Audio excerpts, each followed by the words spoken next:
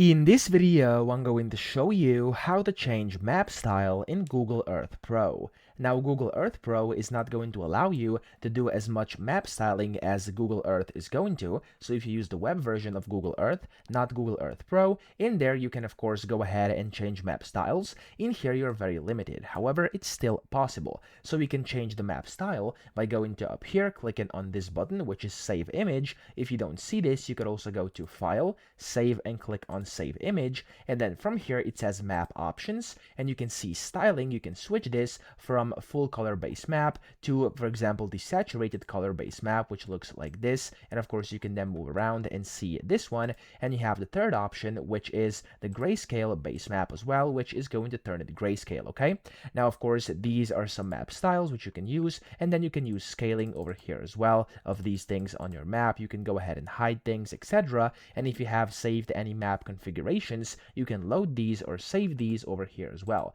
And then of course different other stylings you can do are done over here, where you can basically like enable things like roads. Over here you can enable 3D buildings, weather, gallery, whatever you want to use. Okay, so that's pretty much as far as you can take your map styling in Google Earth Pro, the desktop version. I hope this video helped you out. If it did, please subscribe to the channel and help me out as well.